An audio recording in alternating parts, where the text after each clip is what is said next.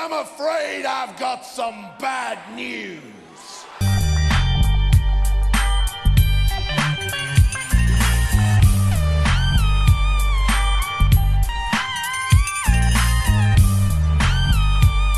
Okay, so I know it's been a while since I've done one of these videos, and I usually don't like to talk about articles because those videos tend to become irrelevant inside of 24 hours anyway. But when this level of utter fucking incompetence is rewarded with a lump sum of 9 undisclosed fucking figures of American dollars, then you bet your ass I'm gonna have something to say. So let's together take a gigantic dump twice the size that Netflix has done to their own product, because if they thought they were done losing money, then holy brand have they just royally fucked up. So let's go through this used piece of toilet paper, shall we? Exclusive! Emmy Award-winning Game of Thrones creators David Benioff and D.B. Weiss have found their new home. Well, their new home should be in the fucking street gutter somewhere, that or parking cars. Wait, hang on. No, as if I trust these two to park my fucking car, and I drive an absolute shit box. But even my shit box has more prestige than Game of Thrones Season 8. Anyway, it goes on to say, nearly 3 months after Deadline revealed that Benioff and Weiss were being courted by 6 studios. 6 studios! Was that before or after they wrote this horse defecation? For an overall global deal to write, produce, and direct new series and films. Write, produce, and direct new series and films. You sure they aren't gonna get bored halfway through, since this talentless hack has the attention span of a fucking goldfish? While Dany kind of forgot about the Iron Fleet and Euron's forces, they certainly haven't forgotten about her. We can reveal that they have signed an exclusive deal with Netflix. Take off your hat in respect. Respect for the dead! Nobody was confirming numbers, but sources tell Deadline the deal is in the 9-figure range.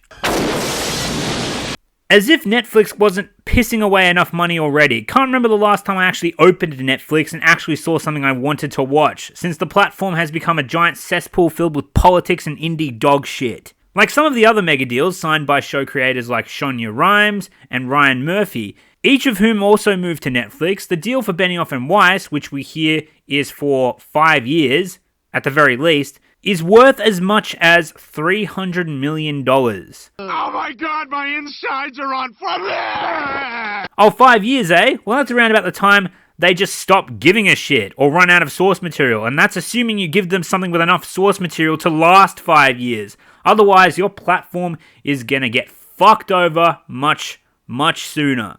The deal was brokered by Gretchen Rush, their longtime attorney at Hanson Jacobson Teller. Bravo, Gretchen Rush, just bravo. This cunt can ball. What a miracle worker. She can broker a deal worth $300 million for these two dumb fucks after the shit heap that was Game of Thrones Season 8. Wow. If you're in any shit, ring this bitch up because it looks like she can do just about anything. When Deadline revealed that Benioff and Weiss were meeting on the overall deal at the time when Game of Thrones was wrapping up its final season of the drama... Oh, so it was during the final season? Wow, it's no wonder all those studios jumped ship. The duo had met with Netflix as well as HBO, Warner Media, Disney, Comcast, Amazon, and Apple. By late last month, the field had been narrowed down to Netflix, Amazon, and Disney FX. I love how they use the word narrowed down as if these Hollywood roaches had the luxury of choosing.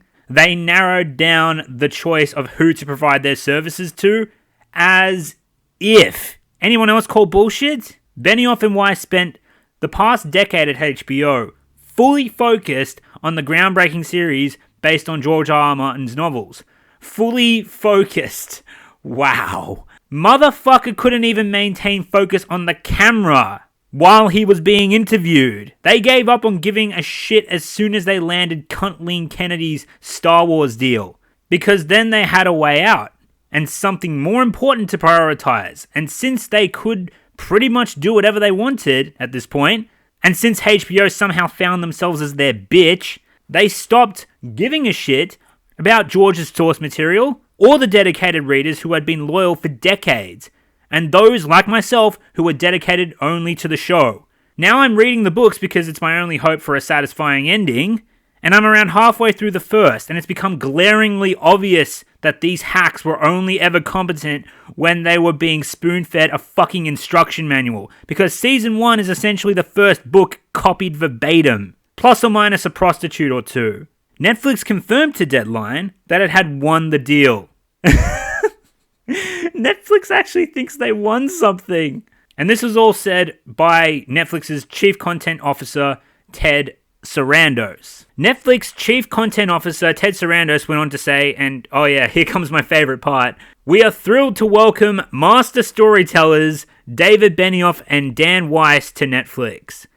Master storytellers. Master storytellers. And have delighted audiences worldwide with their epic storytelling. Yes, no doubt, we are just overjoyed by their juggernaut of creativity. We can't wait to see what their imaginations will bring to our members. That would imply that Dumb and Dumber have an imagination at all, which Season 5 to 8 of Game of Thrones certainly proves that they do. It's just that they have the reliance of a fucking 5-year-old to execute it with any semblance of quality whatsoever. Their writing is dreadful, and Season 8 was simply the icing on the cake from years and years of dog shit scattered throughout a field of gold. And Season 8 is where the gold ran out entirely and all that was left was shit. Oh, by the way, here is the Chief Content Officer of Netflix.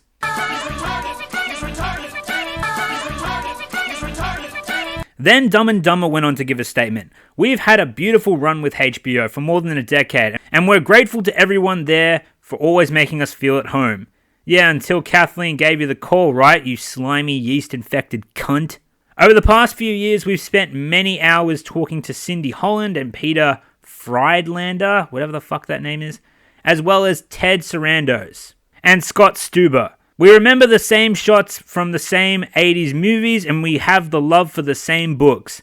I wonder if any of those books included A Song of Ice and Fire. It obviously wasn't, because otherwise they would have shown you the fucking door or the janitor's closet and told you to get scrubbing, boy. We're excited about the same storytelling possibilities. Oh god, I sure as shit hope not. Netflix has built something astounding and unprecedented, and we're honored that they've invited us to join them. Let's be real here. Netflix are on the verge of bankruptcy. They're on a downward plummeting spiral, and they'll take whatever Hail Mary they can get at this point. It's just a shame that they settled on you. This journo motherfucker writing this article then goes on to say they have several obligations they intend to fulfill. Ha! Yeah, I'm sure they told HBO the same thing.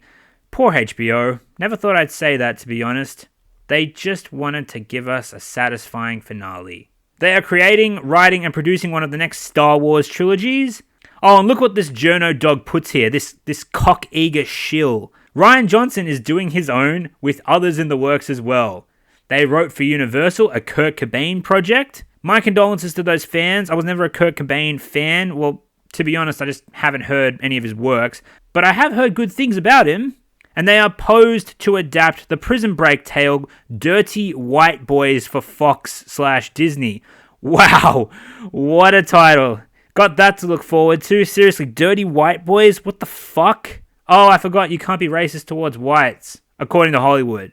I mean, I have no context besides the name of the project, but I'm already pissed off. Fuck you. A priority will be to hatch another water cooler series, this time for Netflix.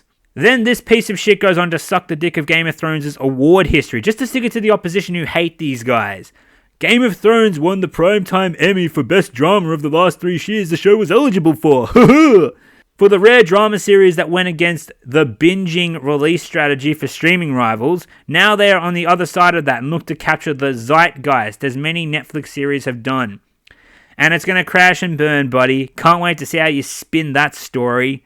But yeah, that's the end of this horseshit piece of journalism, and I guess I shall be spending the rest of the night washing the taste of vomit out of my mouth. This is terrible. It's illness-inducing. Dumb and Dumber are Exhibit B for everything that's wrong with Hollywood.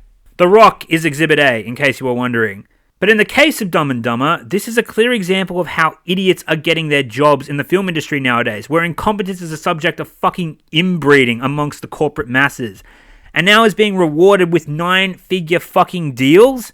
Unlike Star Wars, despite my disdain towards Disney and the sequel trilogy, somehow that abominable fucking trilogy still maintains a fan base. Game of Thrones, on the other hand, is unanimously detested by everyone for its lazy, rushed, and horribly written ending by two untalented people who stopped caring about their own work or the fan base they had built, and they succeeded in pissing everybody off.